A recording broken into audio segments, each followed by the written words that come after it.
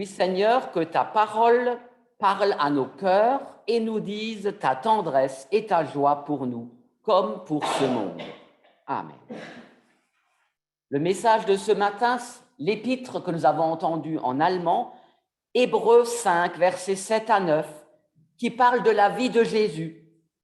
Durant sa vie terrestre, Jésus adressa des prières, des supplications, accompagnées de grands cris et de larmes à Dieu qui pouvait le sauver de la mort. Et Dieu l'exauça à cause de sa soumission, de son obéissance. Bien qu'il fût le Fils de Dieu, Jésus apprit l'obéissance par tout ce qu'il a souffert. Après avoir été élevé à la perfection, Jésus est devenu la source d'un salut éternel pour tous ceux qui lui obéissent. Dans cette épître de Paul aux Hébreux, nous apprenons que Jésus était humain. On parle de l'humanité du Christ. Jésus humain dans son corps et dans son âme. Nous comprenons bien ici que Jésus avait un corps véritablement humain. Il a eu faim, il a eu soif. Paul nous dit qu'il a souffert physiquement. Jésus a été fatigué.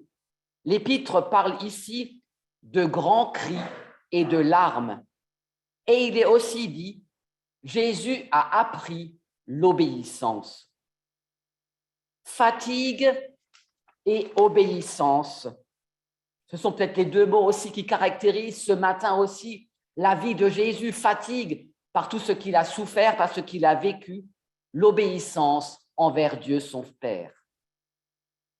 Et puis n'a-t-il pas dit, la fatigue, Jésus la connaissait bien, n'a-t-il pas dit, venez à moi, vous tous qui êtes fatigués et chargés, et je vous donnerai du repos. Fatigués.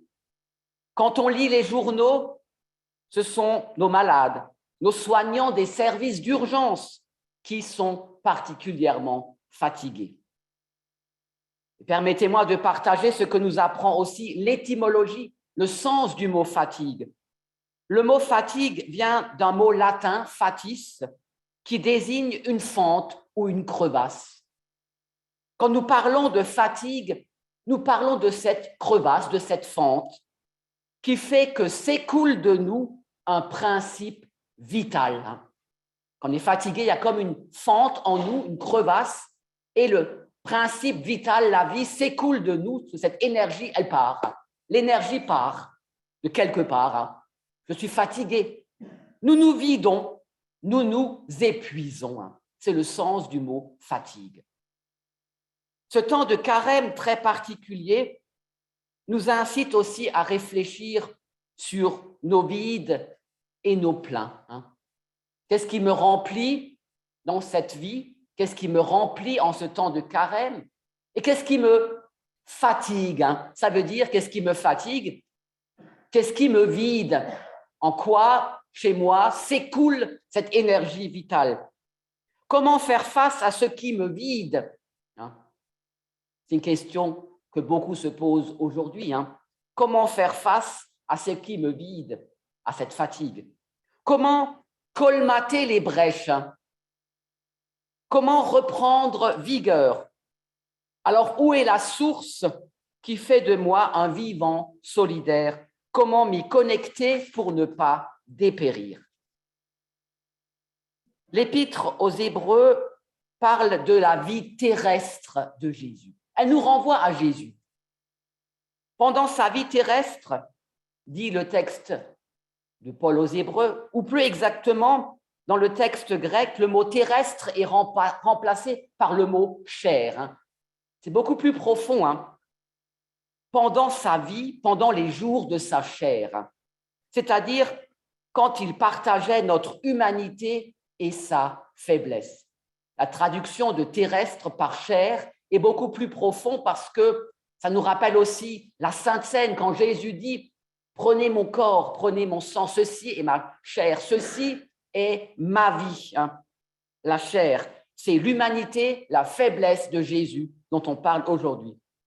Et il est toujours important de rappeler que c'est là le cœur de notre foi.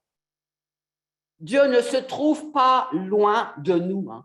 Dieu n'est pas loin de nous, mais comme le dit la parole biblique, hein, Dieu a pris chair.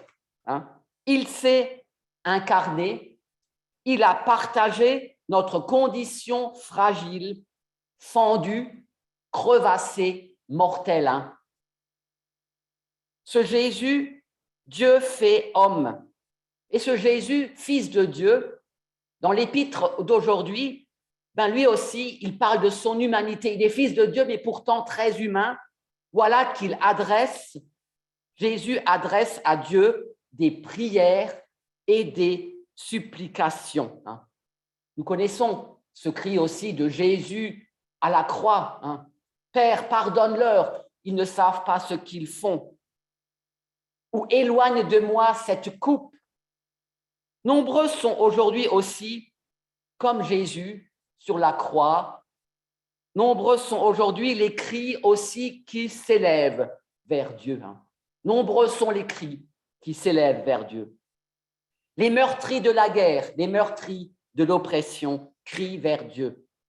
Tous ceux qui craignent de perdre la vie, de perdre un être cher. Et Jésus prie Dieu. Là aussi, Jésus prie Dieu qui pouvait le sauver de la mort. Et nous, à qui prions-nous? À qui? À quelle puissance nous adressons-nous quand ça va mal? Non. À Dieu, à la médecine, ou bien aux deux? Hein? C'est pas si mal. Hein? La médecine plus Dieu, ça aide 2 fois. Hein? C'est pas mal non plus. Mais à qui faisons-nous monter nos prières? Qui croyons-nous capables de nous épargner, de nous sauver, de nous guérir? Hein? Le mot allemand guérir, hein, j'aime bien, c'est heilen.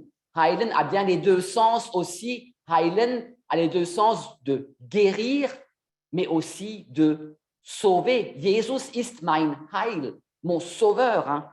C'est très profond, ce sens-là. Alors, le genre d'épreuve, aujourd'hui, ou dans le passé, ou demain, l'épreuve que traverse notre monde, crise humanitaire, à travers la guerre, crise écologique. Hein. Maintenant, on a les élections présidentielles. Qui aura la solution?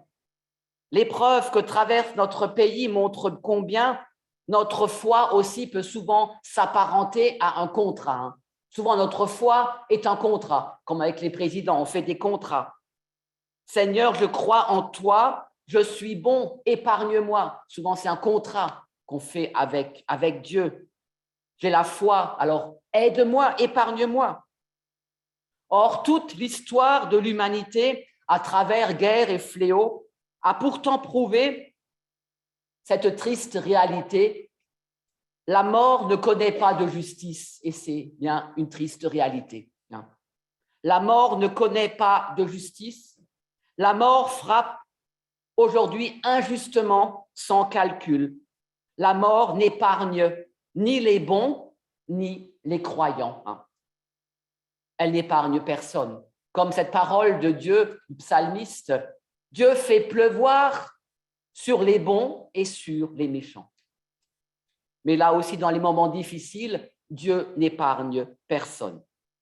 Alors Jésus, vrai homme et vrai Dieu, apprend, nous dit l'Épître, par sa souffrance, par sa difficulté, il apprend là à obéir.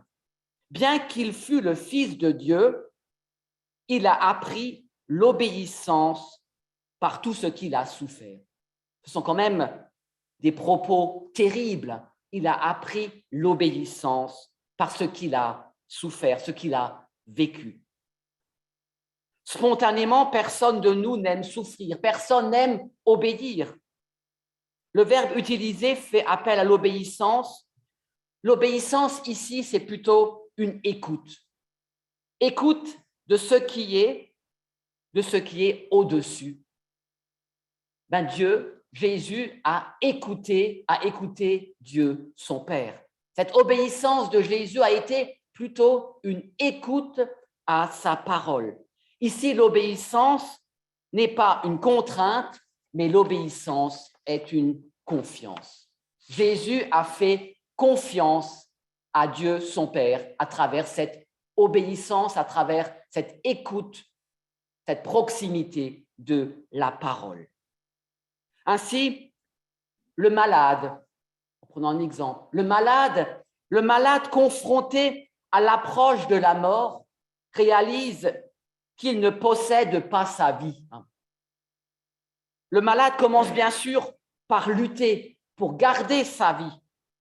Puis vient un moment où il lâche prise et apprend à se recevoir de l'autre soignant, de l'autre accompagnant, de son conjoint, de ses enfants. Et s'il est croyant, il apprend à se remettre entièrement entre les mains de Dieu. Cette obéissance est plutôt une confiance. Je ne sais plus vers qui me tourner dans les moments difficiles. Je lâche prise, je me tourne vers Dieu. C'est cela, ce que j'entends par obéissance. Ce n'est pas une soumission, ce n'est pas une contrainte, mais plutôt une confiance. Je me tourne vers quelqu'un. L'obéissance, c'est ce mouvement. L'obéissance, c'est ce mouvement qui reconnaît qu'on ne possède pas les choses, mais que je dois aussi apprendre dans ma vie, comme un enfant parfois, à écouter.